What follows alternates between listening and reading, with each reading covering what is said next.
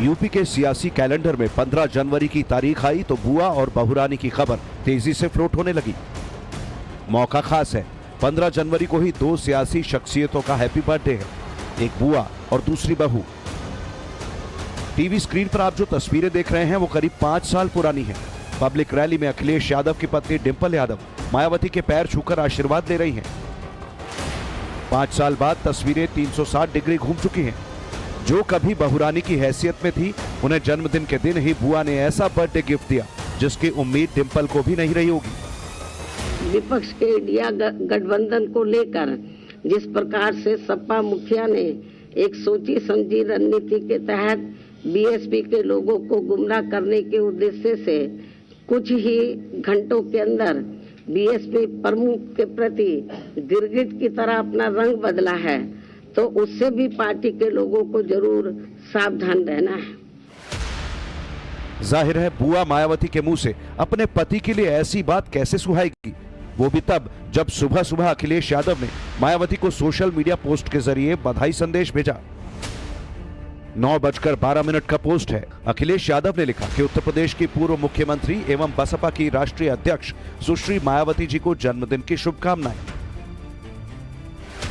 हालांकि भतीजे के इस पोस्ट पर बुआ नहीं पसीजी। अपने जन्मदिन के मौके पर ही 24 का एजेंडा क्लियर कर दिया। इंडी गठबंधन में शामिल होने की किसी भी संभावना को खारिज करते हुए एकला चलो के सफर का ऐलान कर दिया। हमारी पार्टी लोकसभा के ये आम चुनाव अकेले ही लड़ेगी तथा देश की जातिवादी, पूंजीवादी, संकीर्ण व सांप्रदायिक सोच रखने वाली सभी विरोधी पार्टियों से अपनी दूरी बना के रखेगी।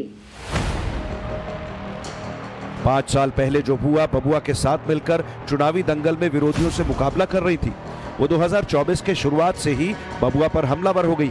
सवाल उठने लगे कि अगर समाजवादी पार्टी ये मन बना रही थी कि मायावती इंडी अलायंस में शामिल हो जाए, तो फिर ऐसा क्या हुआ कि मायावती ने एकला चलो का रास्ता अख्तियार किया। बहन मायावती जी का आज जन्मदिन है, उनको जन्मदिन की शुभकामना देता हूं। और उन्होंने एक और आज नामकरण कर दिया है उनका, गिरगिट। सपा बहादुर श्री अखिलेश यादव जी गुंडों के सरदार हैं। उत्तर प्रदेश को अराजकता का प्रदेश बनाने का काम 2012 से 2017 तक उन्होंने किया था। इतना ही कहूँगा कि सपा, बसपा, कांग्रेस, राष्ट्रीय लोकदल इस बार अगर मिल करके भी लड़ेंगे तो भी हम 80 की 80 लोकसभा सीटें जीतेंगे। सियासत की इस बिसात को समझने के लिए आपको पहले 2019 के नतीजों को समझना होगा। 2019 में समाजवादी पार्टी और बीएसपी ने मिलकर लोकसभा चुनाव लड़ा था। बुआ बबुआ की जोड़ी को गेम चेंजर बताया गया, लेकिन जब रिजल्ट आया तो बीजेपी के समीकरण के आगे विपक्ष के सारे दांव पेच धरे के धरे रह गए। मायावती का हाथी 80 सीटों के लिए दौड़ लगाते हुए सिर्फ 10 सीटों पर हाफ गया, जबकि अखिलेश की साइकिल तो सिर्फ 5 सीटें जीतकर पंचर हो गई। बीजेपी ने 62 सीटों पर जीत का डंका बजाकर सियासी विरोधियों को चारों खाने चित कर दिया। किसी तरह यूपी से कांग्रेस अपने हाथ के निशान को मिटाने से बचा पाई। बीजेपी ने राहुल गांधी की पारंपरिक सीट अमेठी को भी छीन लिया। कांग्रेस सिर्फ सोनिया गांधी की रायबरेली सीट पर ही जीत दर्ज कर सकी। यानी 2019 में बीजेपी की आंधी में पूरा विपक्ष उड़ गया। न बुआ बबुआ की जोड़ी चली। कांग्रेस तो अपने सियासी सफर में बस 0 पर बोल्ड होने से बच गई। बीजेपी को 49.98% वोट मिले, बीएसपी को 19.43%, एसपी 18.11% और कांग्रेस सिर्फ 6.36% वोट ही यूपी में हासिल कर पाई। बीएसपी, एसपी और कांग्रेस मिलकर भी बीजेपी से काफी दूर रही। बीजेपी को मिले 49.98% वोट के मुकाबले तीनों प्रमुख पार्टियों को कुल 43.9% वोट मिले। कांग्रेस चाहती थी कि इस बार जो विपक्षी पार्टियों ने इंडी गठबंधन तैयार किया है उसमें मायावती भी शामिल हो, लेकिन अब यह नहीं हो सकता। ऐसे में कांग्रेस को तो खुद के लिए शून्य का डर सता रहा है। ये डर क्यों है, तो इसे लेकर भी आपको उस कॉम्बिनेशन पर गौर करना होगा जिसका प्रयोग यूपी की धरती पर 2017 में हो चुका है। 2017 के यूपी विधानसभा में 2 लड़कों की जोड़ी काफी चर्चा में थी। समाजवादी पार्टी और कांग्रेस में चुनावी गठबंधन था। तत्कालीन सत्ताधारी समाजवादी पार्टी 311 सीटों पर चुनाव लड़ी, जीत मिली महज 47 सीट पर। 2012 की तुलना में 177 सीटों का सीधे नुकसान, जबकि सहयोगी कांग्रेस 114 सीटों पर लड़ी, जबकि जीत हुई सिर्फ 7 सीट पर। उल्टे 2012 के मुकाबले 14 सीटों का नुकसान हो गया।